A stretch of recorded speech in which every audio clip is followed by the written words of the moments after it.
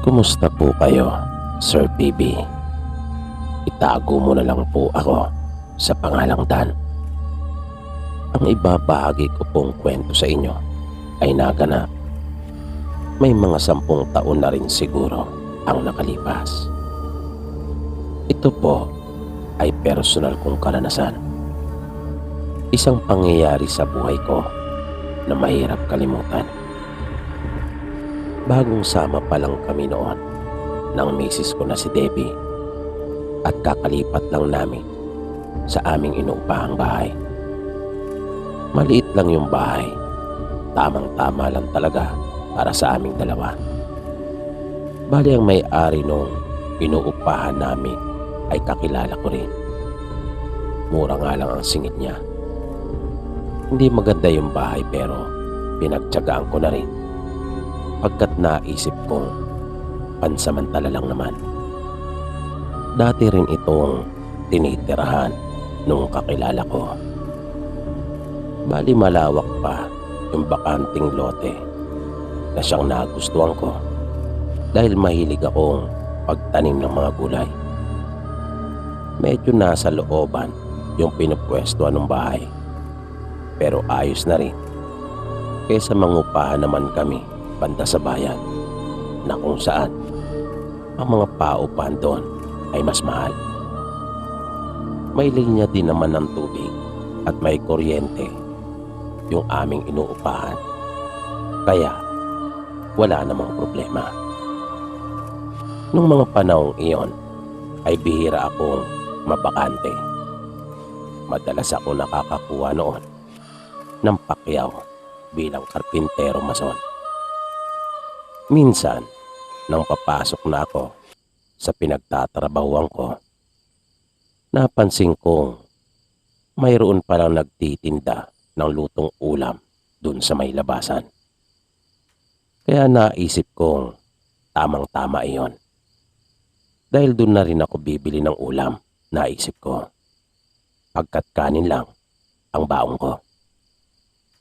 Ang naabutan kong nagbabantay noon ay isang babae na siguro ay hindi rin kami magkakalayo ng edad. Nang pipili na ako ng ulam, ay napansin ko ring 3 kasirola lamang ang naroon. Sa unang kasirola ay adobo ang laman. Sa isa pang kasirola ay dinuguan naman. Habang dun sa uli ay atay balunan. Naiintindihan ko kung bakit kaunti lang ang tinitinda niyang ulam. Dahil bihira naman ang mga dumaraan doon. Kaya nga medyo nasurpresa pa nga ako nang makita kong may nagtitinda doon. At duda pa ako kung kanyang mapapaubos yung 3 ulam na paninda. Ang pinili kong bilhin nung araw na iyon ay dinuguan. Mura lang noon ang pagkakabili ko. Sa halagang 25 pesos ay napakarami na. Na habang sinasandok ng babae yung napili kong ulam, ay nakatingin ako doon at natakam talaga ako. Talagang mukhang masarap yung pagkakaluto niya sa ulam na iyon. Nang aking alisin ang tingin ko doon sa sinasandok niya at panandaliang mapasulyap sa babae, ay nagulat ako. Pagkat nakatitig pala ito sa akin at hindi doon sa ulam na kanyang sinasandok. Titig na titig siya sa akin na halos magsalubong ang kilay niya. Pero hindi naman siya galit. Ngunit seryosong seryoso yung kanyang mukha. Dahil doon ay bigla kong binawi yung pagkakatingin ko sa kanya. Nawirduhan talaga ako sa babae. Itinigil lamang niya ang pagsandok sa dinuguan nang maramdaman niyang pumapatak na iyon sa kanyang kamay. Kaya halos mapuno ng gusto yung plastic ng ulam na binili ko. Dumukot na kaagad ako ng pera at matapos kong bayaran iyon ay umalis na rin kaagad ako. Nang dumating ako sa trabaho ay agad ako nagumpisa at nang tanghali na ay sabik ako nagpunta sa isang sulok at doon ay inilabas ko yung aking baon. Hindi ko naman talaga paborito ang dinuguan pero ewan ko ba kung bakit parang takam na takam akong tikman yun. At nang una ko nga iyong malasahan ay hindi nga ako nagkamali. Talagang masarap yun. Ang dami noon. Pero hindi ko talaga naisipang mamigay sa mga kasama ko. Kahit nga yung helper ko ay hindi ko man lang inalok. Talagang inubos ko iyon mag-isa. Nanasaid ko iyon. Nang makatapos ako ay para akong hiningal dahil sa kabusugan. Halos hindi ako makatayo sa aking kinaupuan.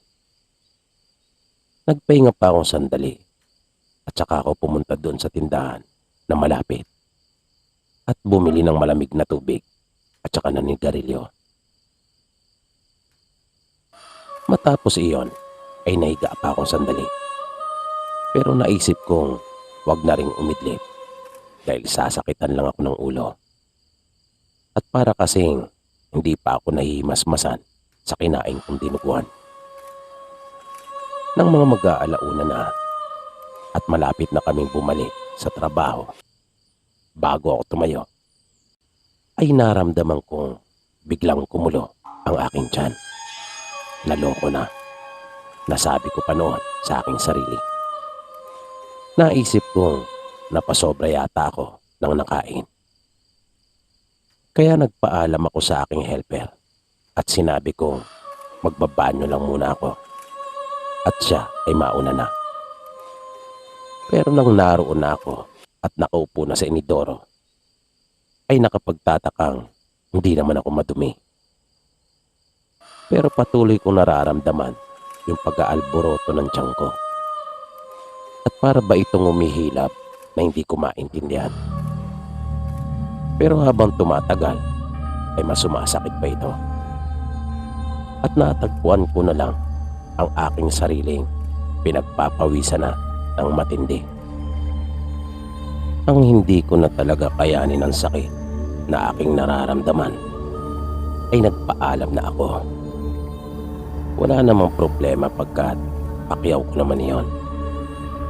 Pinaligpit ko na lang at pinalinisan sa helper ko yung mga gamit namin at nagmamadali na akong umuwi.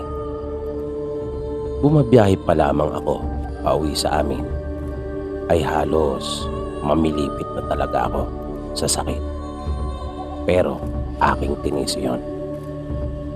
Pagdating ko sa bahay ay gulat na gulat ang asawa ko pagkat ang aga ko raw umuwi. Lalo na nang mapansin niya ang pamumutla ko at pawisan kong mukha. Inalalayan niya ako sa aming higaan. Binihisan niya ako at pinunasan para ako'y mapreskuhan.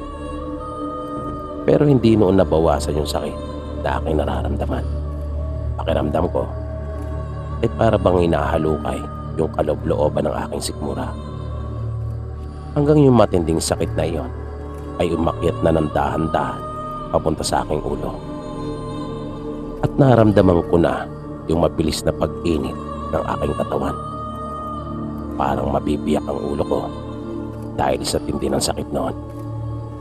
At ang tindi rin ng init na lumalabas sa aking mga mata. Nakita kong nataranta na ang aking asawa. Pero kahit siya ay hindi rin alam kung anong kanyang gagawin. Hanggang sa magsimula na ako magsuka. Tuloy-tuloy iyon. Na para bang naisuka ko na yatang lahat na nakain ko ay hindi pa rin tumitigil. Hanggang maggabi na nga ay nagpatuloy pa rin.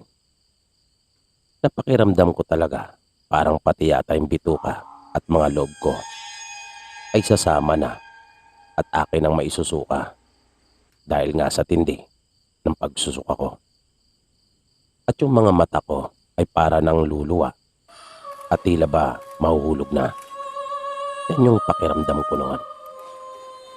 Kung ano-ano ng pamahid yung inilagay sa akin ni Debbie pero wala pa rin naging pagbabago. Kahit pa nga yung pamahid niya na nabilis sa managlalako na umiinit ng matindi ay wala pa rin naging epekto.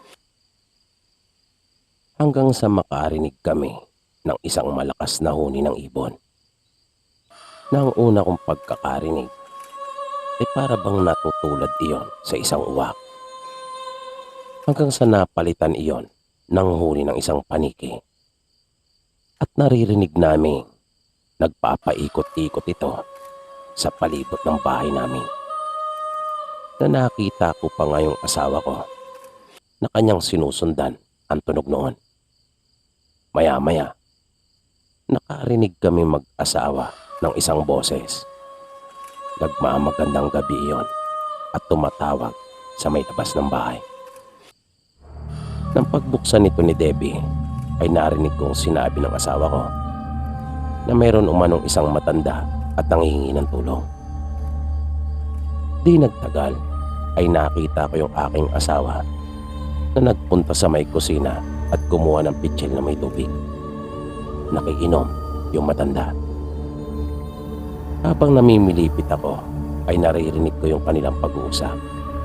Sabi ng asawa ko, wala kaming maibibigay ng malaking pera sa kanya. Tanging 100 piso lamang pagkat hindi pa ako nakakasahod. Pero meron naman kaming pagkain at pwede siyang doon na muna maghapunan sa amin. Narinig kong natuwa yung matanda at nagpasalamat. Pinatuloy siya ng asawa ko. At nang mapadaan siya sa silid namin ay bigla itong napatingin. At ganun din naman ako sa kanya. Ewan ko ba pero parang pamilyar siya sa akin. Ngunit kahit anong isip ang aking gawin ay di ko talaga matandaan kung saan ko siya nakita. Bigla itong nagtanong sa asawa ko kung ano raw ang nangyayari sa akin. Sinabi naman ni Debbie yung sitwasyon ko at ikinuwento niya na gano'n ang aking lagay nang umuwi galing sa trabaho. Niyaya siya ng asawa ko na kumain na pero tumanggi yung matanda. At sinabing mayroon daw pala kaming busilak na puso. Totoo po yan, Sir PB. Tandang-tanda ko po yung pagkakasabi ng matanda sa amin. Kaya po mismo talaga yung binitawan niyang mga pananalita sa aming mag-asawa noon. At pagkasabi niya noon, ay dahan-dahan itong lumapit sa hinihigaan ko at naupo sa may gilid. Humingi ito ng isang basong tubig sa asawa ko at may inilublob siya doon habang may inuusal at siyang ipinahid sa akin. Inumpisahan niya mula sa aking ulo at pagkatapos ay agad niyang isinunod yung aking sikmura. Matapos iyon ay minsan pa akong sumuka. Pero sa pagkakataong iyon ay napansin kong tila kakaiba iyon kesa sa mga nauna kong iniluwa. Nakakapanindig balahibo ang itsura noon. Habol-habol ko ang aking hininga pagkatapos noon. Sinabihan niya akong magpahinga at binalaan kami mag-asawa na mag-ingat. At kung magagawa umano namin hanggat maaari habang may panahon pa, ay iwan na raw namin ang bahay na iyon. Inuutusan niya kaming umalis sa pok na iyon. At pinaiiwas niya ako sa isang tao pagkat luba umanong mapanganib at mayroong masamang binabalak sa akin. Dahil gusto raw nitong agawin ang asawa ko at gagawin nito ang lahat, mapasa kanya lamang si Debbie. Dahil sa mga sinabing iyon ng matanda ay napaisip talaga ako. Pati si Debbie ay medyo natulala pa nga at napaisip din tulad ko. Nang maisiguro na nung matanda na maayos na ang aking kalagayan ay nagpaalam na rin ito. At wag raw naming kalimutan lahat ng kanyang mga sinabi. Nang sunod na araw ay mabilis na nanumbalik ang aking lakas. Pero hindi muna ako pumasok. Sinabihan ko na lang yung helper ko na wag na rin munang magpunta sa pinagtatrabahuan namin. Pagkat maghahanap kami ng bagong matitirahan ng asawa ko. At awa naman ng Diyos, sa pagtsatsaga namin ay nakahanap din naman kami kaagad ng bagong malilipatan na halos kasing mura lang rin sa inuupahan namin at tiyamak na mas maganda pa ang lokasyon. Bago kami lumipat ay pinuntahan ko yung aking kakilala at nagpaalam ako sa kanya. Hindi ko na sinabi pa yung aking dahilan kung bakit kami lilipat. Pero pilit niya kaming pinipigilan at marami siyang mga binibigay na dahilan. At kung bakit nung kausap ko ito ay bigla akong nakaramdam ng napakatinding init sa aking katawan. At kasabay noon ay biglang bumalik sa aking alaala yung mga sinabi ng matanda tungkol sa taong dapat kong iwasan. Nagpapaulit-ulit sa aking isipan yung mga katagang iyon ng matanda. Kaya medyo hindi ako nakomportable. Nagkaroon ako ng pagdududa na baka siya yung tinutukoy ng matanda. Kaya tinapos ko na kaagad yung aming usapan at tinalikuran ko na ito. Minsan naman, habang nasa trabaho ako, may mga mahigit 1 linggo na rin siguro yung nakaraan mula na mangyari yun sa akin, ay bigla akong namataan doon sa pinagtatrabaho namin yung matanda. Nakita ko siyang nakatingin sa akin. Kung kaya, itinigil ko muna yung aking ginagawa at lumapit ako sa kanya. Bungad niya sa akin. Nagpunta umano siya para humingi sa akin ng tawad. Hindi niya raw kasi yun nagawa ng kanya akong gamutin pagkat wala siyang lakas ng loob na aminin sa aming mag-asawa na siya yung aswang na nanghawa sa akin sa pamamagitan ng dinuguan. Bigla akong naguluhan. Pagpapatuloy pa niya, napag-utusan lang daw siya at marahil ay alam ko na noong mga pagkakataon na iyon kung sino yung nag-utos. At tumango naman ako. Sabi pa nung matanda sa akin na konsensya raw siya.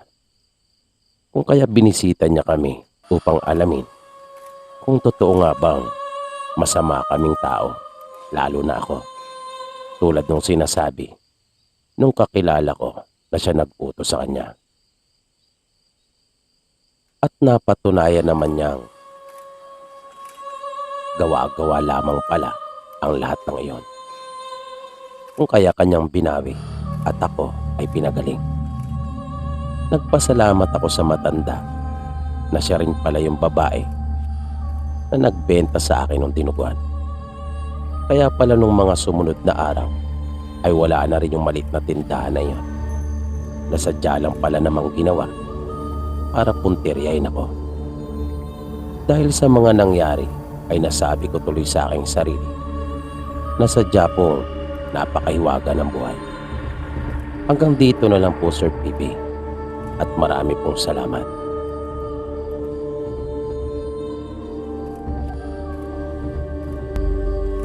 Magandang araw po, Sir PB.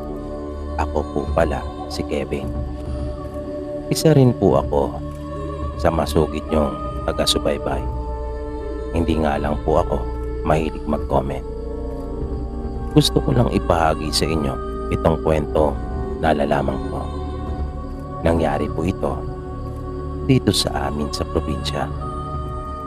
Noong mga panahon, hindi pa po ganito karami ang mga tao dito. At ilan pa lang ang mga bahay noon na talaga po magkakalayo. May naging kalapit bahay daw po noon sila nanay dito. Hindi malinaw sa kanila kung saan galing ang mag-anak na ito. Basta pinatira sila nung may-ari ng lupa na taga rito at sinabing sila ay kanyang mga kamag-anak. Balik kakilala naman nila nanay yung may-ari ng lupa, nakatabi ng lupang pagmamay-ari naman nila. Nung una ay maayos namang makitungo ang mga ito. At dahil bago lang sila sa lugar, kung kaya maayos naman silang nakikisama. Pero habang tumatagal, ay meron sila nanay napapansing kakaiba sa mga ito. Bihira silang nakikisalamuha o sumasali sa mga idinaraos na okasyon at madalas ay nasa loob na ng bahay ang mga ito. Isang bagay na ipinagtataka nila kung paano silang nabubuhay ng gayon. Samantalang wala naman silang nakikitang mga pananim. Ni isang sitaw ay wala silang tanim, ika nga. Isang gabi na magpapawa si nanay ay nagpasama siya sa kanyang nakababatang kapatid. Pagkat nakaiwalay kasi ang kanilang palikuran. Pero tumanggi ang kapatid niya kung kaya siya na lang mag-isa ang lumabas. Nang maglalakad na siyang papunta doon sa kanilang kasilyas, ay nagulat siya nang makita niya yung babae na nakabuhagag ang mga buhok nito at nakatuwad na animoy aso. Pero nakatalikod naman iyon sa kanya. Kaya nagdahan-dahan siyang lumakad papunta sa kanilang palikuran at iningatan talagang huwag siya noong mapansin. Yun yung unang pagkakataon na napatunayan ni nanay na mayroon nga talagang kakaiba sa kalapit nila. Pero hindi niya pa muna iyon sinabi sa kanilang mga magulang. Kahit sa kanyang mga kapatid ay wala siyang pinagsabihan. Nag-alala din kasi siya na baka biglang pumalag ang bukol doon at pagkatapos ay hindi naman niya mapatunayan. Kaya kanya na lang muna sinarili yun. Minsan nang natutulog na sila, narinig ng nanay ko na parang may sinasalpo yung inahin nilang alagang manok at nagagalit ito. Naririnig rin niya yung isa sa mga sisiw nito na umiiyak. Yung tunog na kadalasan nating naririnig sa isang sisiw kapag atin itong kinukuha. Ganon yung uri ng tunog na kanyang narinig. Kaya napabangon siya. Pero nagdalawang isip namang tumayo. Pagkat nakaramdam siya ng takot, kung kaya hinayaan na lang niya. Kinabukasan na mag-usisa siya, ay napansin niyang iilan na lamang ang sisiw ng kanilang inahin. Ang sabi ng kanyang mga kapatid, baka raw nilunok na naman ng sawa. Pero si nanay ay iba na ang tumatakbo sa kanyang isipan ng mga oras na iyon. Pagkat malakas ang kanyang puto na may kinalaman talaga ang kanilang kalapit. Hanggang sa isa sa kanyang mga kapatid ang makaranas ng isang nakakatakot na pangyayari. Isang gabi iyon, matapos nilang makakain ng hapunan, nang magpasya itong lumabas ng bahay para umihi. Nang biglang may napansin itong kakaiba sa bubungan ng kanilang kalapit na bahay. Kaya nagkubli siya sa gilid ng kanilang dingding at tiningnan yung mabuti. Nagtaka kasi siya kung bakit parang may nakaumpok doon. Makara ng ilang sandali ay naging malinaw na sa kanya ang lahat. Mayroon ngang tao na naroon at nakadapa. Kaya napaisip siya sa kung ano naman ang ginagawa noon doon sa ganong oras na ng gabi. Maya-maya ay bigla iyong kumilos at tila nag-inat ng kanyang katawan. At parang nananakit ang leeg noon na iginalaw sa magkabila at iniikot-ikot ng dahan-dahan. At biglang bumuka ang malaking bibig ng babae na sinabayan ng kanyang buhok na bigla iyong bumuwagag. Dahil doon ay tuluyan ng naihis sa kanyang salawan ang nakababatang kapatid ni nanay. Dahan-dahan siyang pumasok sa kanilang bahay at takot na takot. Nang makita siya ni nanay, ay agad siyang tinanong nito at sa mahinang boses ay sinabi niyang mayroong aswang doon sa bubong ng bahay ng kanilang kalapit. Lumabas si nanay upang tingnan pero wala na yun doon.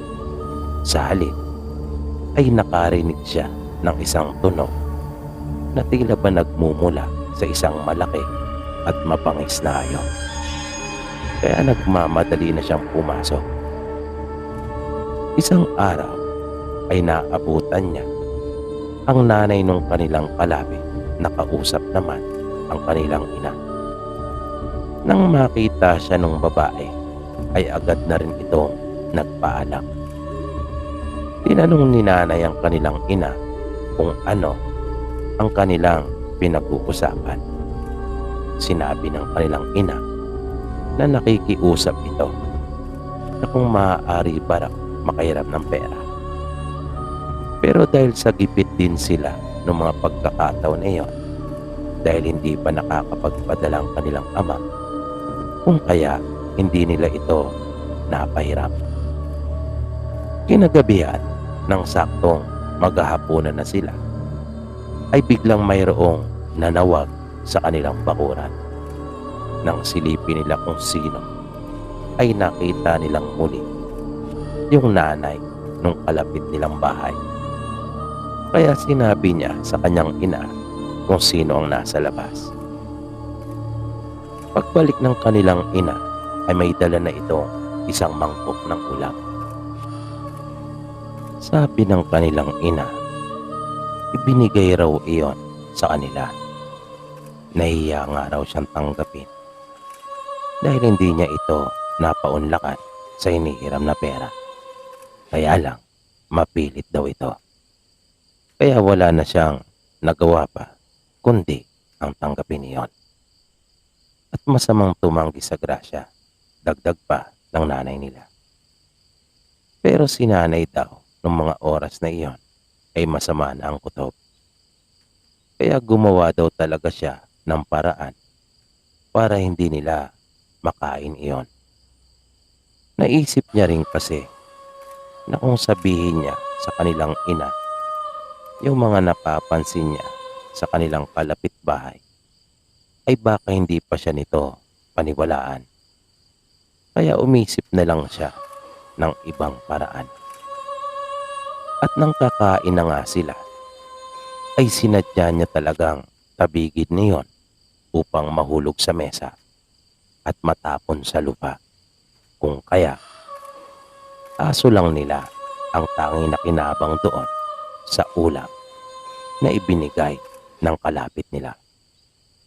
Pinagalitan naman siya ng kanilang ina at sinabihang padalos-dalos kasi kung kumilos. Kahit yung mga kapatid niya ay nagalit sa kanya dahil sa kanilang panghihinayang doon sa natapon na ulam.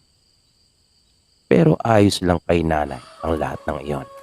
Ang mahalaga ay ligtas sila sa inaakala niyang panganib na dulot noon. At hindi nga siya nagkamali. Pagkat kinabukasan ay kakaiba na ang ikinikilos ng kanilang alagang aso. Naglalaway na ito at naging mabalasik na ang itsura. Naging mapangis din iyon at tila hindi na nakakakilala pa sa kanila. At pagdating ng hapon, ay hinahabol na nito yung mga alaga nilang manok at baboy. Hanggang sa lumayas na ito sa kanila. At nang sumunod na araw, ay pumunta sa kanilang bahay ang isang kababae na humihingi ng dispensa. Pagkat napatay umano nito ang alaga nilang aso. Halos ubusin na raw kasi nito ang natitira niyang mga alagang manok. Hindi naman daw niya magawang hulihin dahil sa napakabangis at talagang lumalaban. Kung kaya, napilitan na raw siyang ito ay barilin.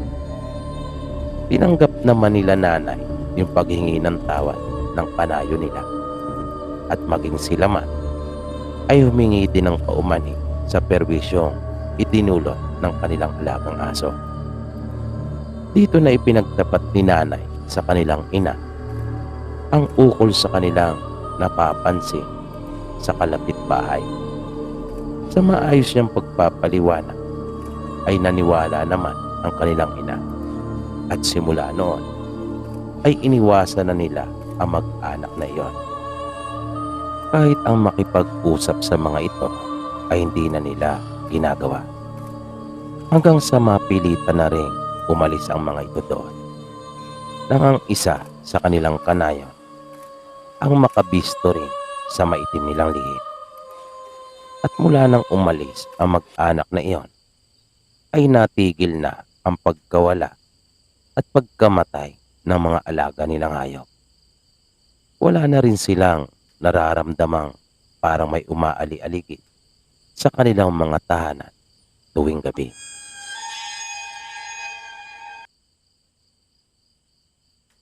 At dito po nagtatapos ang itinampok nating kwento para sa gabing ito.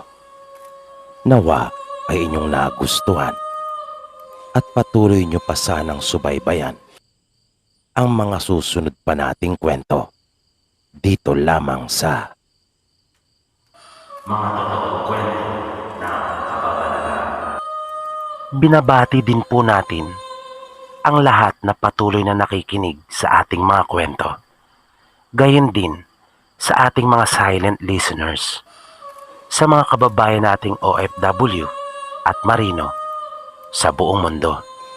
Mabuhay po kayong lahat.